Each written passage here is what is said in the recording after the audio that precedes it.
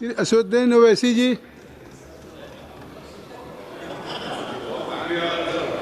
मोहतरम चेयरमैन साहब, जय भीम। सर यहाँ नहीं रहा है। जय जवाहर। सर बहुत शुक्रिया सर, आपने मुझे एक अहम बिल पर बोलने का मौका दिया। सर इस वतन अजीज़ के गरीब, बेरोज़गार और भूखे लोग इस ऐवान में मौजूद बरसर इख्तिदार जमात के लोगों को एक पैगाम देना चाह रहे हैं कि शायर ने कहा कि भूखों की नज़र में बिजली है, तोपों के दहाने ठंडे हैं, तकदीर की लब पे जंबिश है, तदबीर दम तोड़ रही है। सर इस तरह का एक कानून बनाने की कोशिश की जा रही है जिससे गरीबों को फ़ायदा होता था।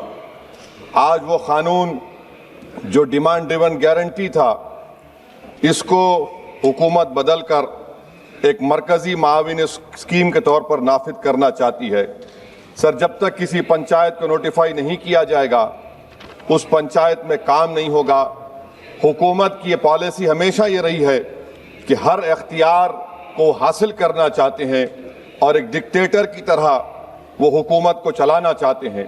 सर आप बताइए, मरकज़ी हुकूमत ये कैसे फैसला करेगी कि एक डिमांड ड्रिवन गारंटी को आप रियासत को बोलेंगे नॉर्मेटिव एलोकेशन कर दिया जाएगा, और अगर कोई रियासत उससे ज़्यादा अखराजात करती है तो फिर उनको उसका बोझ उठाना पड़ेगा। मुतालिबा पर मोदी गारंटी को एक सप्लाई डिमांड प्रोग्राम पे तब्दील किया जा रहा है। सर साल में 60 दिन ब्लैकआउट होगा, किसी को काम नहीं मिलेगा। इस ब्लैकआउट के 60 दिन के ब्लैकआउट से ख़वातीन को और जिनके पास ज़मीन नहीं है, लैंडलेस लोगों को बहुत बड़ा नुकसान होगा। यह कानून अगर बनेगा तो ज़मींदार खुशियां मनाएंगे और गरीब उस ज़मींदार के रहमो करम पर रहेगा। सर आप बताइए, 90% जिसमें इजरत, मटीरियल लागत और इंतजामी अखराजात मरकज़ी हुकूमत को बर्दाश्त करना पड़ता था, आज 90 से 60% कर दिया गया और 40% रियासती हुकूमत पर यह बोझ डाल दिया गया। मकसद एक ही है कि उस कानून को कत्ल कर दिया जाए, ख़त्म कर दिया जाए। कौन सी ऐसी भारत में रियासत है जिसके पास पैसे है, बताइए आप। मार्च के महीने में हर रियासत अपना बजट बनाएगी, कौन सी रियासत के पास पैसा है? तो ये मालूम हो रहा है कि सरकार गरीबों के खिलाफ है, गुर्बत का खात्मा नहीं करना चाहती। सर आधार और डिजिटल निज़ाम, आप जानते हैं कि मजदूर की उंगलियों के निशानात नहीं मिलते क्योंकि वो गरीब इतनी मेहनत करता है कि उसके निशान मिट जाते हैं।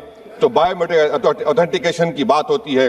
सर जुलाई 2025 में NSS की रिपोर्ट है कि बायोमेट्रिक से नुकसान हो रहा है। तो सर मैं इस स्कीम के और इस कानून के खिलाफ हूं और मैं अपनी बात को ख़त्म करता हूं कि किसी शायर ने अच्छा कहा था कि जिस खेत से दहकान को मैसर ना हो रोसी, इस खेत के गोशे गंदम को जला दो। पलायन हो रहा है सर बिहार में, सीमांचल में। अब ये कानून अगर बनेगा तो सीमांचल में 1.5 करोड़ लोग पलायन करते थे। मुझे अफसोस के साथ कहना पड़ेगा कि तादाद बढ़ जाएगी, मगर भारत का गरीब देख रहा है, भूखा देख रहा है, उसका जवाब जरूर देगा। Thank you sir.